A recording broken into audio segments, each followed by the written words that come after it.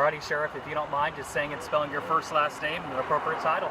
Botie, B-O-T-I-E, Hillhouse, H-I-L-L-H-O-U-S-E, Sheriff of Henderson County. Perfect. So, Botie, we just pushed out here just a little bit ago that you guys have an active Amber Alert here in Henderson County.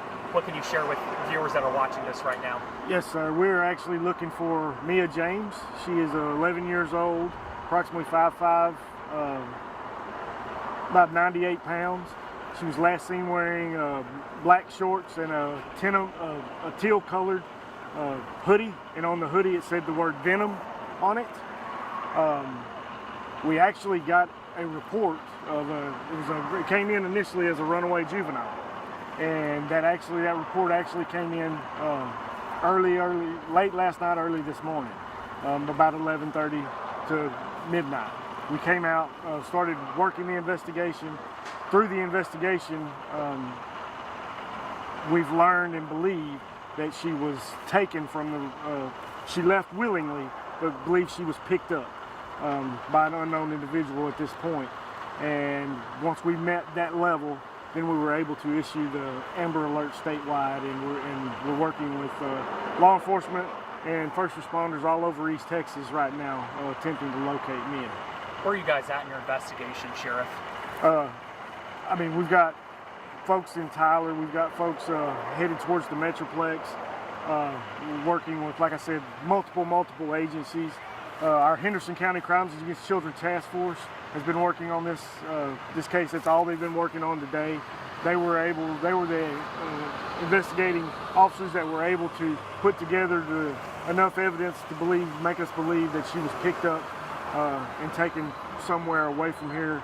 And so, I mean, it's still early in the investigation. Right now, we've got people combing the woods. We've got volunteer fire department, police officers from all agencies all over Henderson County, just walking through the woods, checking bridges on the roads, we've got drones in the air, searching the area. I mean, we've got to conduct a thorough search in this area, and then expand out from here. But we do have other officers in other areas. As leads come in, we're following up on those. And Sheriff, you guys have pushed out initially in your guys' press release that she may be in immediate danger. Why is that? Why do y'all believe that? Well, number one, through the investigation, she is very active on social media, and we believe she may have met someone on social media. She's 11 years old. There's tons of bad things that can happen to somebody, and if somebody's willing to come pick up an 11-year-old against their parents' will, you just don't know what's going to happen to that individual. So we're trying to get her back safe and sound as quickly as possible. You guys have a command center out here. Just talk about, you've got DPS, you've got the fire department. Just talk about this is basically all hands on deck at this moment. Yes, sir, it is. We've got multiple police agencies, DPS, multiple fire departments here, working with the Texas Rangers, working with the FBI, working with police officers all over East Texas. And then we've got a lot of people out in the field now. So, yeah, I mean, we've dropped everything, and this is our main focus right now. Sheriff, I know you mentioned this earlier, but I just want to ask you again, a lot of people on social media, as you know, are putting out that she may be a different height, but you are saying that, or they were saying that she's shorter than 5'5", but you were saying she is 5'5", her height, so can you clarify that for us? I mean, that's what was reported, that's what the deputy took, that got from the family, so that's the information that I'm putting out. Okay, and Sheriff, is Mia James known to you guys? Have you guys been called out to her home before? I mean, is she known to run away before? Or? No, I haven't heard this name before. Okay. So talk about, too, just as far as you guys have dogs canvassing, just talk about just the additional resources that are going to hopefully help you guys locate this 11-year-old. Yeah, I mean, of course, we called in our K9 unit. We've got a drone unit. We've got our side-by-side here to be able to drive out through the woods and check areas. And then, of course, we got lots of people on foot, just walking and combing the thick areas that you can't get equipment through.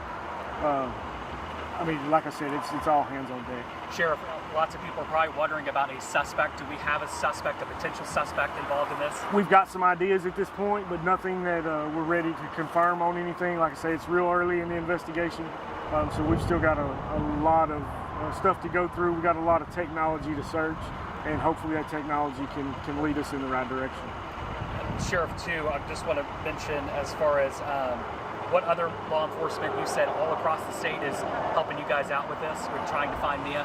I mean, we've got Tyler PD, we've got the FBI, we've got DPS, Chandler Police Department, Athens Police Department, I believe Brownsburg, Eustis, and that's just here. And then we've got agencies up towards the Metroplex. As soon as the Amber Alert came out, all our local law enforcement friends from all over have reached out and said, hey, we're willing to help. You just tell us what we need to do.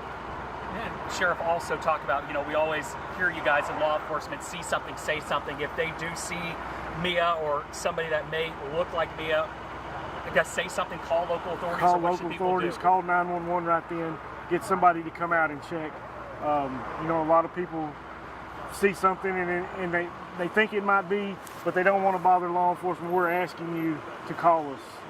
This is very important. We need to find her safely. Have we gotten any phone calls, any kind of leads so far from people who, like you said, this started late last night, early this morning, so have you received any tips from anybody? Yes, the minute the Amber Alert went out, we've started receiving tips, and that's what really basically broadened the search area. So we had to, start calling in other local agencies in other jurisdictions to start following up on those leads for us. Talk about, too, as you guys thought this was initially a runaway, talking about as far as how you guys investigate these type of cases, how difficult does that make it, knowing that she was a possible runaway and then she could have possibly gotten in the car with somebody? I mean, it scares me to death. I have children, most of our deputies have children. Social media, you run into a lot of bad folks out there. The Henderson County Crimes Against Children Task Force work these types of crimes all the time, and you see predators on there all the time. So we're just trying to narrow down and get all the evidence we can. Technology, we're able to search technology, phones and computers and stuff, and that's what we're trying to do is gather up all that evidence and hopefully lead us in the right direction. Sheriff, people watching this right now, viewers across the state, trying to hopefully locate Mia, what would you like to tell viewers at home?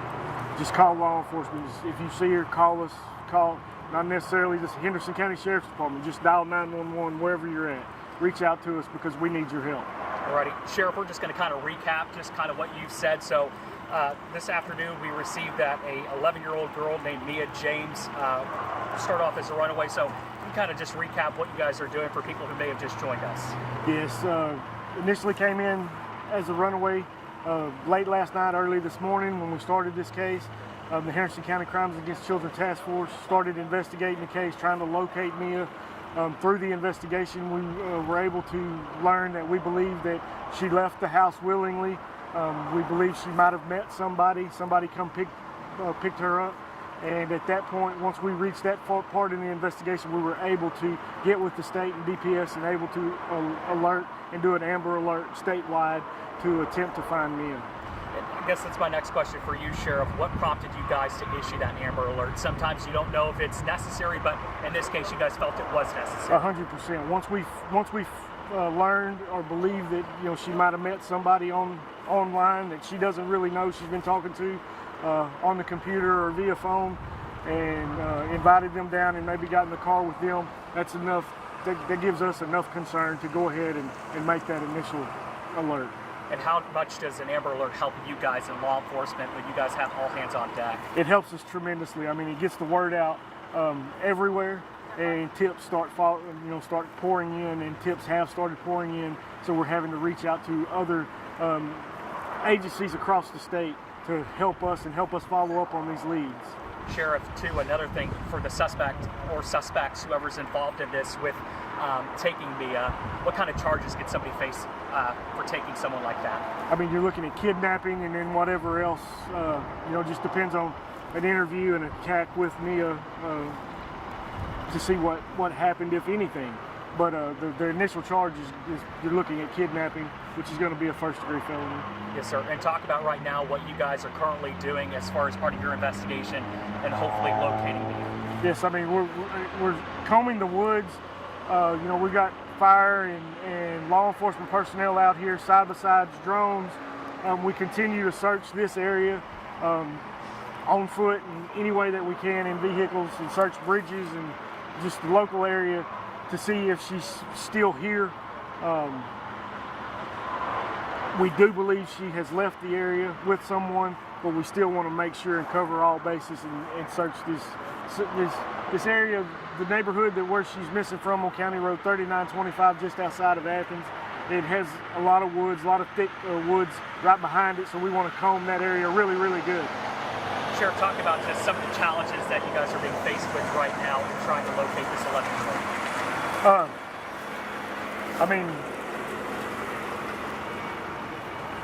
being behind the curve, to be honest with you. I mean, runaway reported last night. We're hours in. It took us a long time to be able to get to the point to get it out as far as an official Amber Alert. We've been working on it all day. I've had all of our investigators focused on this all day. But once we got to the Amber Alert point, you know, that's when all the other resources across the state come to us, and so we're happy that we've got to that point to be able to hopefully locate me.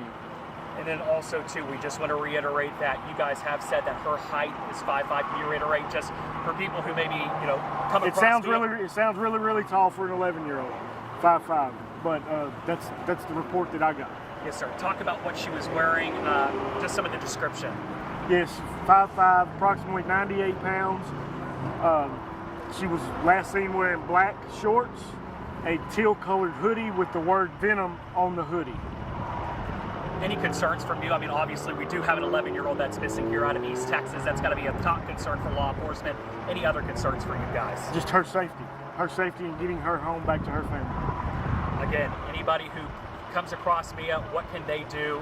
What can people at home do to help you guys out if they were able to come across Mia? Please, if you see somebody that resembles her or you think it's her, call 911 right then, local law enforcement, wherever you're at. We'll go investigate that and get back with us, and that's what we need.